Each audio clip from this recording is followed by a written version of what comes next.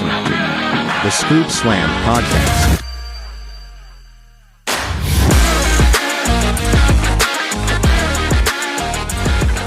Hello, everybody, and welcome back to the Scoop Slam Podcast. We are back with another week of wrestling. A big weekend. We got some Saturday night's main event action, as well as AEW's 6th edition of Double or Nothing. And it was a very interesting weekend of wrestling, and we're probably going to get into the scope of the state of wrestling in 2025 while we're here. But as always, on the other end of the call, the co-host of the Scoop Slam Podcast, it's Ryan. Yo, Micah, back better than ever. Took a week off, refreshed, rejuvenated, ready to talk some wrestling here in the morning. Yeah, early morning scoop. When's the last time that happened? Oh man, it's at least been over a year. Got to be, right? Gotta be more than that. I think we maybe went live when Vince stepped down. Was that in the morning? Yeah, I think that might have been more. Yeah. Very rarely. It's definitely probably one of those early shows when we used to do like 4-hour blow by blows, and then we realized I was like, man, I got a job. Like I can't be doing this. Well, I'm good, man. I got a Red Bull. Just opened up my second can. I'm ready to go. I'm ready for war right here.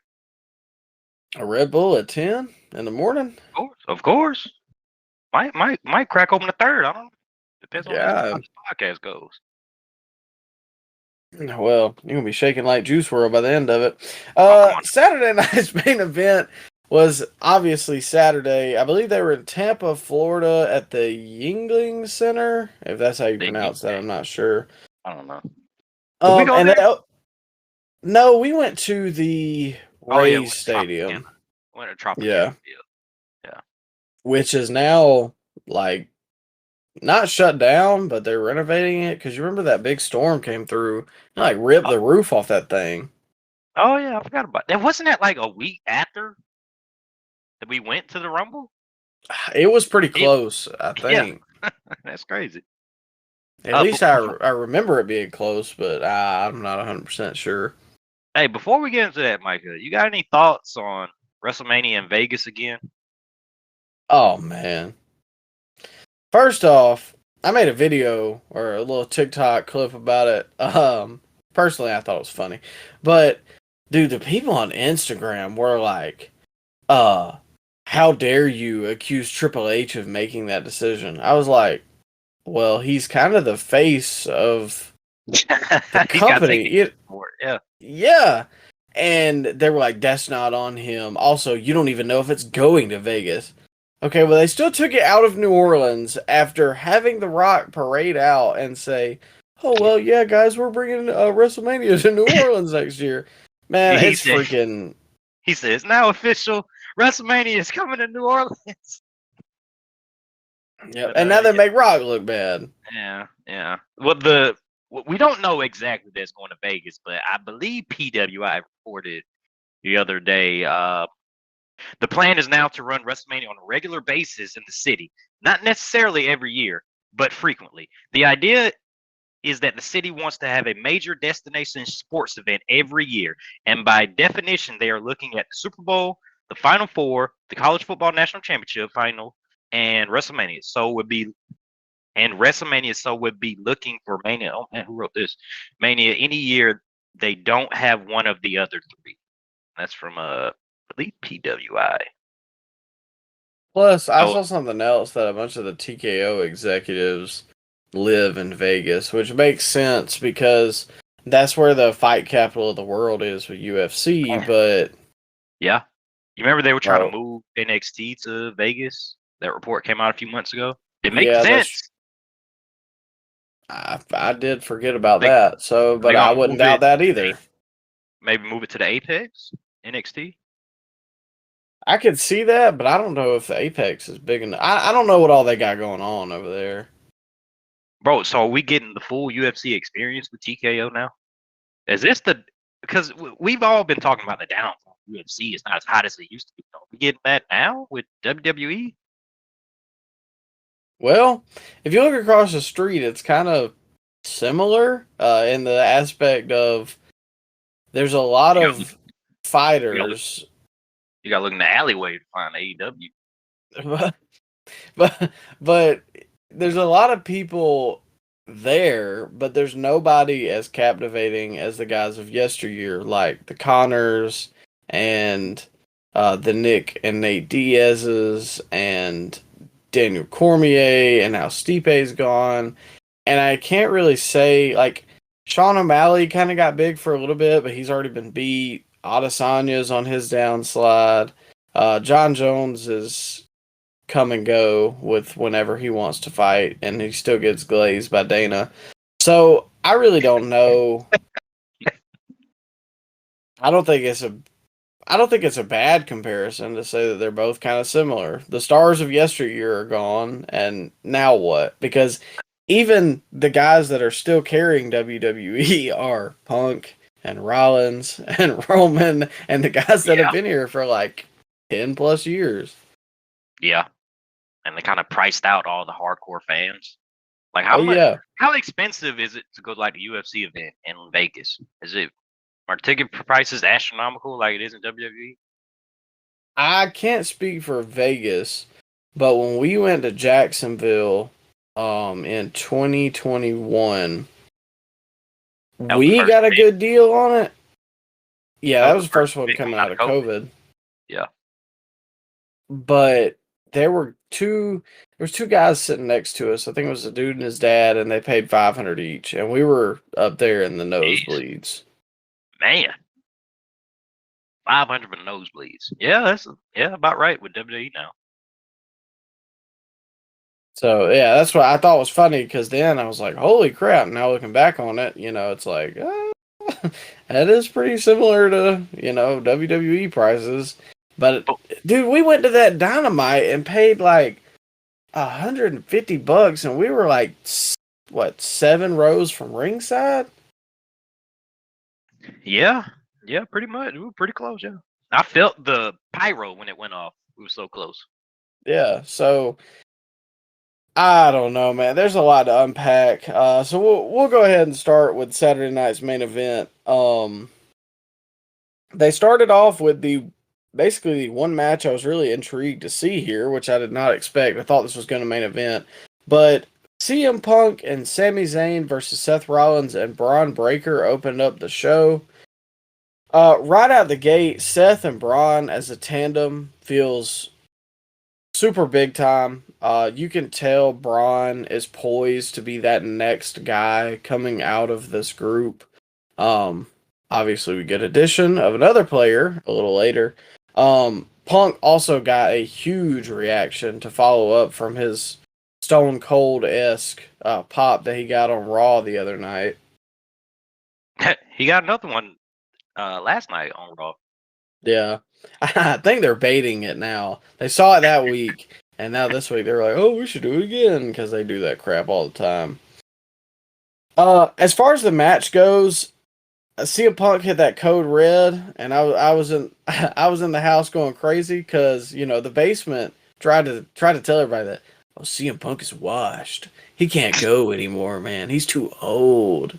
And then Punk has some of the most compelling matches to me, and maybe it's just because I'm a Punk fan, but I would 10 times rather watch him in there than just about anybody else in WWE. And it's not because he does all the cool moves. The matches make sense too. He knows how to play to a crowd, which is a dying art in wrestling nowadays. Not a lot of guys know how to play to a crowd. They just memorize what gymnastics routine they're gonna do, and they don't really feel the audience. They don't really feed off the audience. But Punk, he's a master at that, bro. Which is crazy, because isn't that the whole point? At the end of the day. I mean, we're just old heads, Micah. We don't like how the games evolve past us. Yeah. We don't like free throw merchants, Ryan. Oh, get out of here. Bro took 14. Like, did you see that? I seen he had a 40 piece, one rebound off a triple double. with 13 made shots. He had 40 points. My God. Yeah, bro. Phantom Files. We're talking about SGA for the Oklahoma City Thunder, by the way, ladies and gentlemen.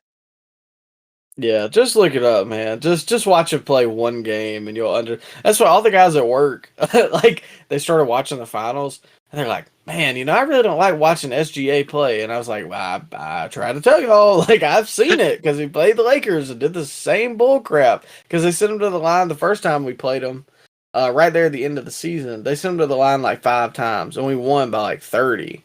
Next game, bro had 20 free throws, and we got wiped."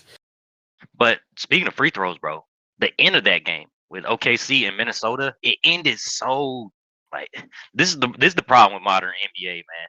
Like I know it was a smart decision to foul somebody when you're up 3 because if you foul somebody, the other team has to shoot free throws and they have to shoot 2, and if you're up 3, I mean they can't catch up to you. Yeah, but it's just so terrible for the viewing experience when the team that's down 3 can't take a last shot. They have to just shoot free throws, and then just the game ran out of time. Yeah, I mean, They need to do they've something about that. they've gotten to the point that they've like min-maxed the game. Like, Yeah, they're almost too smart about basketball, which is honestly a very, very good comparison to the state of wrestling because they do so much to get the same reaction that people used to get doing so little, and they think that by doing this, like, they think by maximizing everything possible, every spot that they can do in one match, that's the best thing, and that's not. You get what I'm saying? yeah, I get you. I get you. They've gotten like Terrible. too smart about it. When at the end of the day, it's audience, it's crowd reaction. That's what you're going for. Yeah, the NBA, man, they need to do something about those ad breaks too, and starting the game on time, which they never do. Which Yeah, we'll see. that probably is a good comparison to wrestling nowadays. Yeah, I was about to say. But continuing with the Punk and Sami match, ultimately the finish was a little screwy, but I did think that it was a good finish to leave this open ended. By no means am I clamoring to see any more of Seth and Punk. I'm really Oh God, hoping that ends soon because, I mean, Jesus. no, you'll get it till SummerSlam. And you'll like it, pal. Yeah. but I mean, I think the addition of Bronson Reed was needed. I think that those two need to be tag champs yesterday. Ooh, Bronson and Bron. Yeah, Bron and Bron's son. Oh, okay. The Seth Riders. Are we calling them that? They don't have a name yet. I like that. That's what their new name is. Okay. They went from the next evolution to the next dangerous alliance, and then somehow Monday Night Messiah got sprinkled in there, and now they're Bron and Bron Security. No, Micah, anything? No. Basically, Okay. I'm all right with that. That didn't pop you. That didn't pop you like the Seth Riders. Seth Riders is more current, man. Oh, okay. That one took me that one made me drag a file out of my brain before that one clicked. Plus, it's early, and typically I don't get up till 11. So sorry, ladies and gentlemen, I'm not a bum. I just work night shift. But I'm really just kind of sick of this feud. I'm sure you are as well. Yeah. But they're the most compelling act on Raw. I don't know that that's a high bar to jump over. They're doing good work. I don't mean that, but it's like, man, once I see the Punk segment or the Seth segment on Raw, which is crazy because I used to hate Seth, but I think he's doing some of the best work of his career so far. Last night was a good example. Yeah. But it's like, man, after I'm over those two, I don't have anything to sit through that 2.5 hours for. I'm enjoying the work by those two, but I want those two to interact with other people. Like, Yeah. I swear to Christ, CM Punk has been intertwined with Seth Rollins throughout his whole comeback with the company. Am I wrong? I feel like his second promo segment was face to face with Seth Rollins, wasn't it? I think so. And then this is 2 years later, and we're still here. And we talked about this on the last episode of the pod, but like, what happened to WrestleMania being like the finish? You know, they used to be the be all end all. I get Heyman screwed Punk, but maybe circle back to that a little later. Let Punk venture out some on Raw and face a Gunther or face Oh yeah. Dom or something like that, and then circle back to that going on to SummerSlam. But now we've just segued right back into this feud, and we still have so much to get through before SummerSlam. Or I know he takes a lot of heat on mine, but Logan and CM Punk, I think that could be an entertaining feud. Why can't he just have that for like 2 months, bro? Like, can we get something different? But no, I don't know. we're gonna get Seth and Punk going into SummerSlam, which I'm very disappointed in. And yeah, man, this is Bronson Reed. Welcome to the Seth Riders. Death Riders. That's a good one. We're gonna trademark that one. I don't think that one's been put in for yet. Is this it though? Is this all the members we're gonna get, or do you think it's gonna be a third guy? I think it depends. Like if they start running Braun and Bronson as a tag team, fourth guy, man. yeah. Well, I knew what you meant, but if they start running those two as a tag team, I think it could work. If they want Braun to be like the Intercontinental Champion type role, like a Randy Orton, then maybe you add one more guy. I'm not really sure who, because I feel like you need a smaller guy now. Maybe Theory, but if it was left here, I think it could still work. What about a returning? Dang, what was that jabroni that got hurt last year? Small jabroni that we liked. Oh, Ilya. Yeah, Ilya. You think Ilya? I'd have to see it. I don't think I would hate it though. I just have to see how it works. You have these three massive human beings, and then you just got Ilya. Yeah. I don't know. But I mean, can he wear a suit? Oh, he looked good in the suit, man. He cleaned up nice. It could work. Well, speaking of things that needed to be cleaned up, next up we had the Women's United States Championship match: Zelina Vega versus Chelsea Green. Man, I really wish. Excuse me.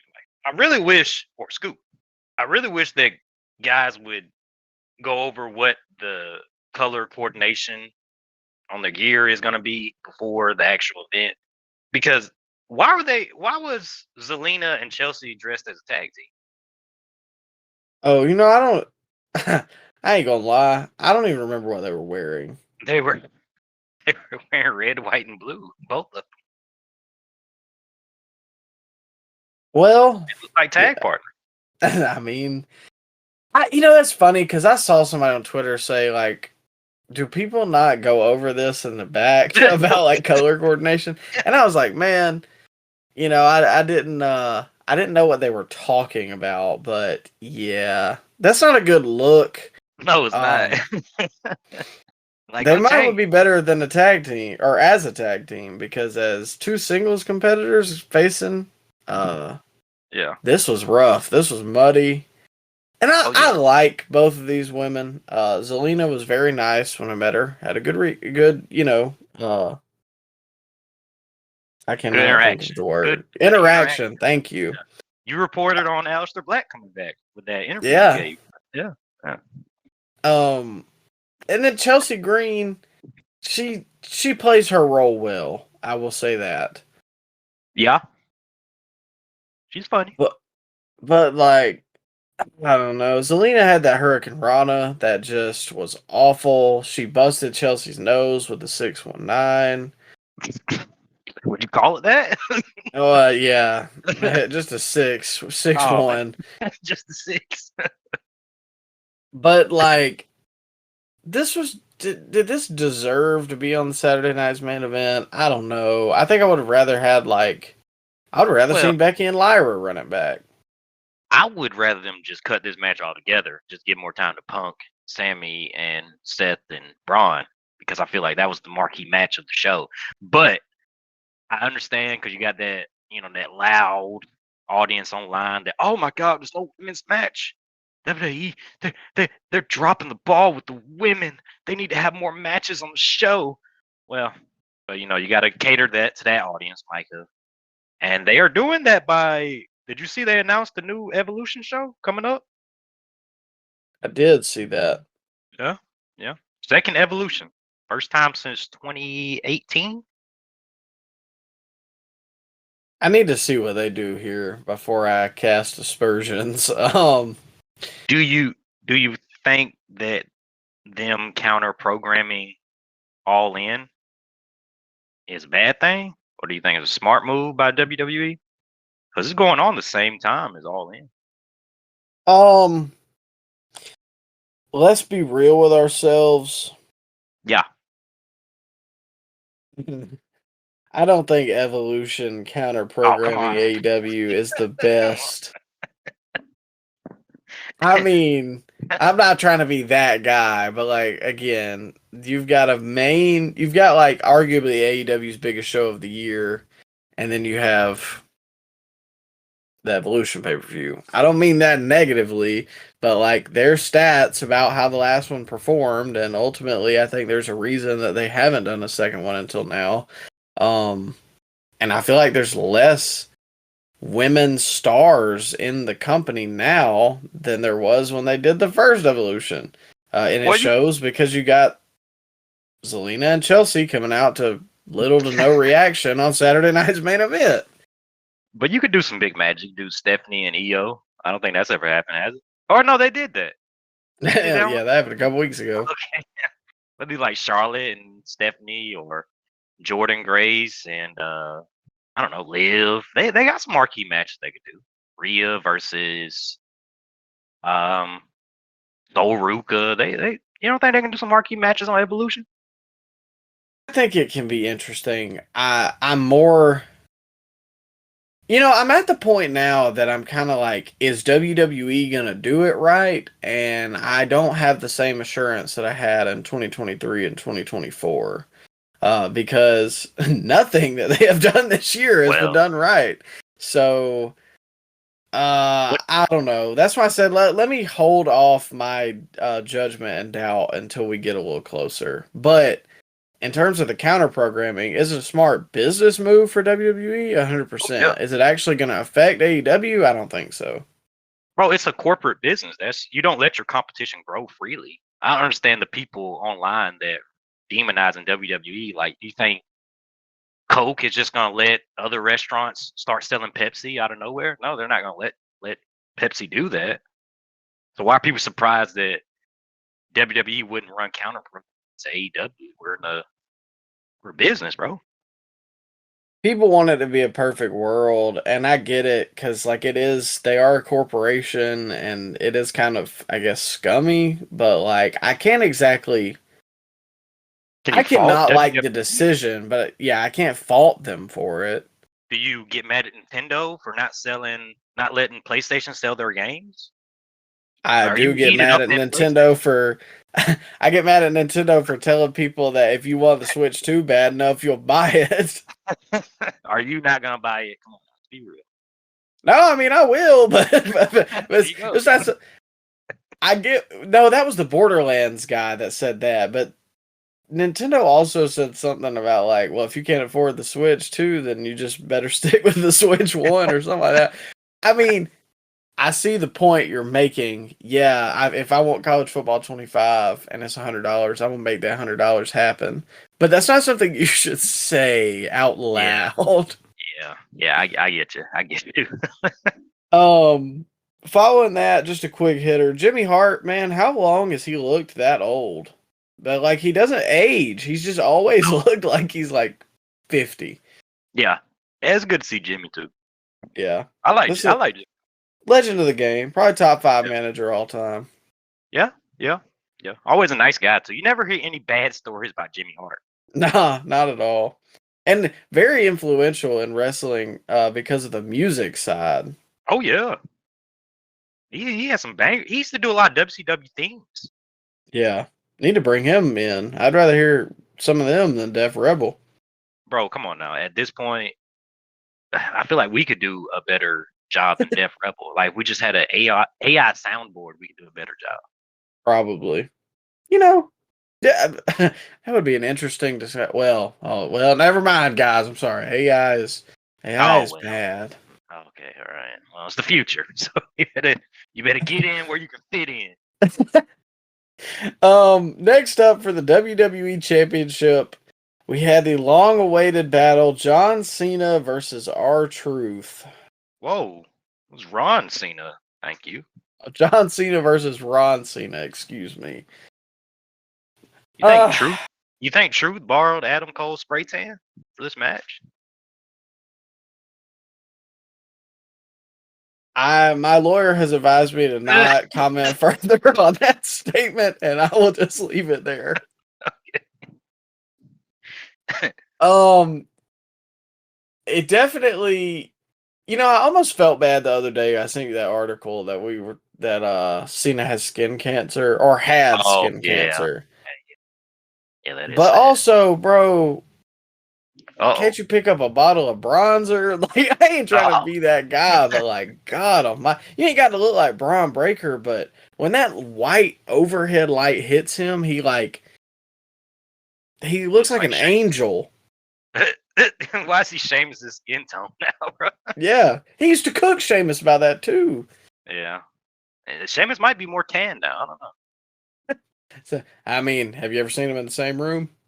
Well, was Truth being like the Netflix version of John Cena here? Is that it?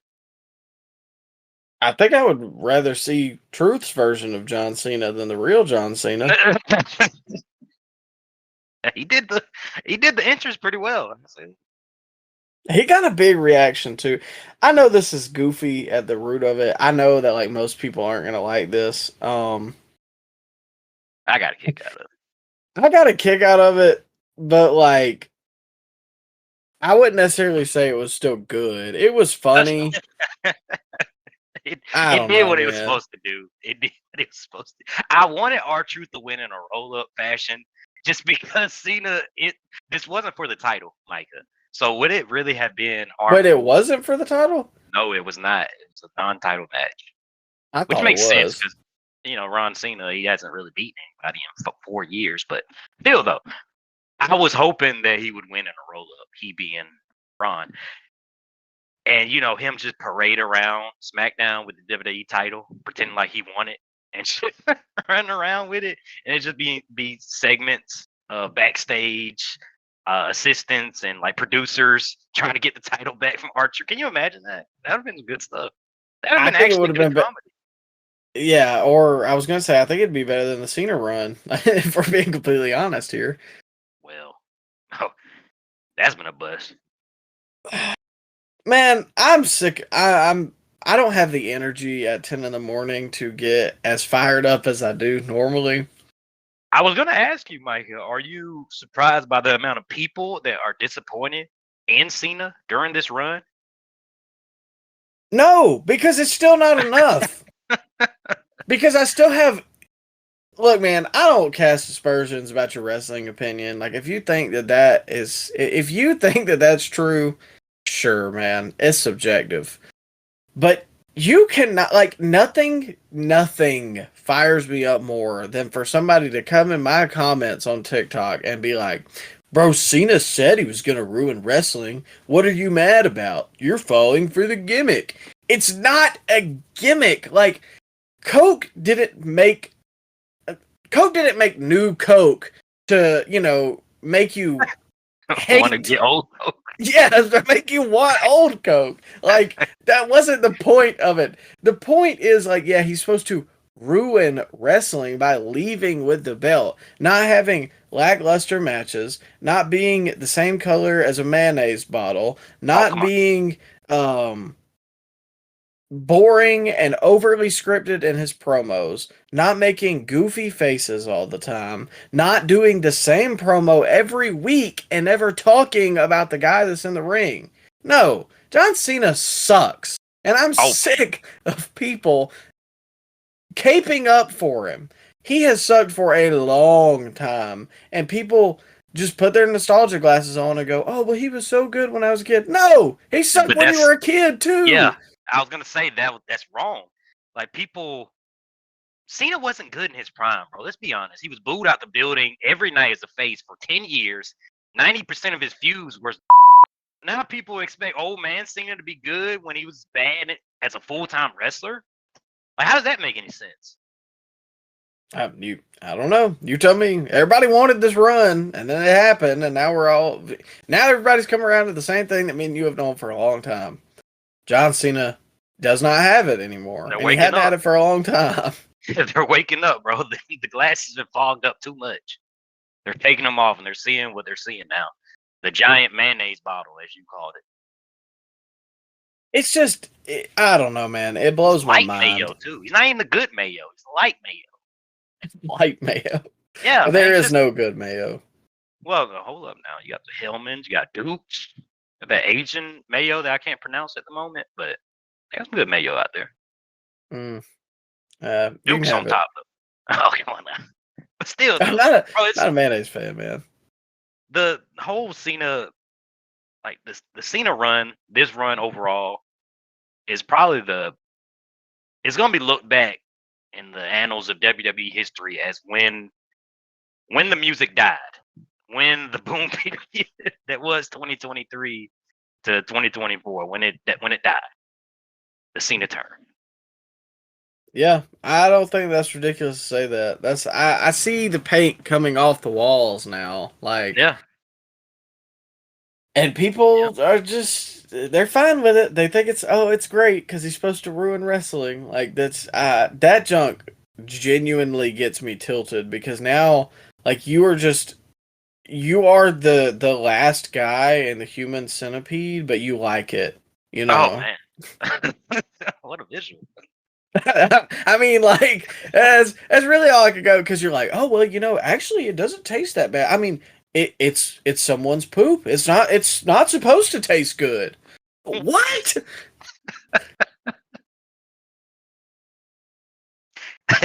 Anyways, this was only interesting because of R-Truth. Yeah. And got a big reaction when he did the 5 moves of doom.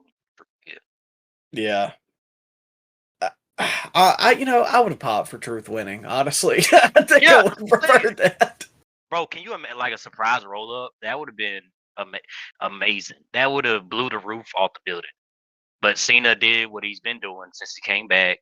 Dick kick and belt shot. Well, I don't think he hit him with a belt shot. But still, though, the low blow, he pinned Truth, and that was it. I thought something at the end was going to happen. Like something, but nothing happened. And then we got Cena later on in the night. But yeah, Cena and Truth, man, they're mini feud. I thought Truth cut a good promo on SmackDown. This probably should have gone on a little longer. Not the match, but the feud altogether. Because I think Truth and Cena probably could have did some entertaining promo segments back and forth. But yeah, man, this is it was there. It was there. Well, I also think that this could have been the moment where WWE could have really heated up Cena's run. Like, can you imagine if he just beat the piss out of R-Truth for like 10 minutes and like left him bloody? And I know that's something they do very rarely. And it was on NBC, so maybe they didn't want any blood. But like, he could have just killed R-Truth and made it to the point that like people didn't really like him anymore. But I saw... Oh, go ahead. Well, I was going to say, I saw somebody on TikTok say, and I wish I could remember who it was because I would give them credit, but they were like, this was the moment that they could have really turned this sideways. But Cena, like, what about Cena is really a heel? That he doesn't like the fans and he cheats? The fans still cheer him every time he comes out because they know it's his last run. Like I said, it's Kobe in Boston for the last time. But I don't know. I could probably talk for an hour about how this run has been so bad and I'm ready for it to be over, and we still have 7 months out of the year to get through. Well, let me ask you something, Micah. Do you think that Cena has it in him anymore to do a beatdown for that long? Probably not, ultimately. Yeah, he is. He's beaten down in there, bro. It's like watching Tanahashi at this point. You see, well, I'm sure we'll talk about Tanahashi later on, but because he ain't got it no more. Later, John Cena did his best Keith Lee impression in the back with Jey Uso, where Come on. he basically said he hopes he loses to a YouTuber. More on that later. Wouldn't that in wrestling? I knew when he said that, dude. Like I got tilted because I was like, "Oh my god!" Like people are just buying this. They're okay with it. Of course, yeah. I love it. Steel cage match. Damian Priest, Drew McIntyre was next up. This wasn't exactly insulting.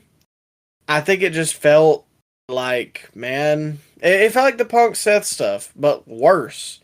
Because this has gone on for way longer, and I don't care to see it. So it was here. The only redeeming quality I'm sure that you loved as well was Jesse the Body Ventura just absolutely ripping this match concept a new one. Yeah, the Body was really entertaining on commentary. Do you think that escaping the cage via the door is a stupid rule, though, Micah? Did he have a point? Yeah, I do kind of prefer the way AEW does their steel cage matches, except for the fact that AEW always finds a way to get out of the cage so they can get the garbage in the ring. But it's like, why can't we just have a cage match? I don't have a problem with going over top of the cage, but like opening the door, that is, especially if you're not, dead to rights and crawling over to the door, adding some drama to the match. If you're just walking out the door, bro, that's just so. This is supposed to be a grudge match. Like they've been feuding for a year plus, and then Damian just walks out the door. Yeah, I mean, and like Cole tried to justify it as like, oh, it's more demoralizing to the fact that he just walked out unscathed. I was like, I think I would rather you do that than pin me. Now I have an out. Yeah, he's just unconscious there. How's it demoralized? When he wakes up? Yeah. The Body I don't crash know. Well, I think it was a valid crash out. This is some BS right here. And Cole and Matt didn't know what to say, bro, because you can't disrespect the old head. You know how that goes. If you've been a job, Micah, and you know something that an old head is saying is wrong, but you just don't want to go through the argument. Oh yeah. Tell them, hey, man, it's not right. Like sports, anything along those lines. I can't remember exactly, but like football season is the real time that like kicks up, and I'm like, I'll tell you, John Havlicek was better than Steph Curry. Like what? Yeah. Come on. I'll just leave that one there, man. I'm gonna let you cling on to your dream. Yeah, all right, bro. But it's funny though, because the Body was talking over Lillian while she was explaining the rules, and then he was so confused later on in the match when the actual, the rules of the match were with was going on, like the escaping the cage. Like Lillian said at the beginning of the match, win by escaping the cage. Not to mention he was cutting off Lillian to praise Pat as the only commentator to ever get in the ring, and then Cole was like, well, I'm undefeated at WrestleMania. And then he was like, what? Sorry, Jesse Ventura, you weren't locked into 2010 WWE programming? God, that was the doldrums. Did you see what Jesse was wearing at the start of the show? I didn't catch it. He was wearing the Malcolm X hat and the Jimi Hendrix shirt, so you knew he was ready to crash out, bro. He was like the anti-Hogan going into the, which is weird. You know what? They didn't show Hogan on any of these like montages that they had throughout the show. Did you catch any of that? Yeah, I heard they were gonna bring him in on one. I think they just do it because of the public opinion. Because let's be honest, I don't think that Hogan's opinions aren't necessarily shared within that company. If we're being 100% real here. Wait, but hold up. Now they promote his beer. Yeah, that is true. Throughout the show, the beer is on the mat, isn't it? On some of the shows. I think so. Yeah. I don't know where else I would be seeing ads for real American beer, but But then they don't show me any of the montages throughout the Saturday Night's Main Event, which that was his show, bro. Like there wouldn't be no Saturday Night's Main Event. If it wasn't for Hulk Hogan. It's just weird showing Macho Man and I don't know, Jake Roberts, but not showing Hulk Hogan. It's weird. well, that brings us to the main event. We got Logan Paul versus Jey Uso for the World Heavyweight Championship, and I mean, Yeah. I wasn't expecting the end here. I knew what the match was going to consist of. I know people hate Logan.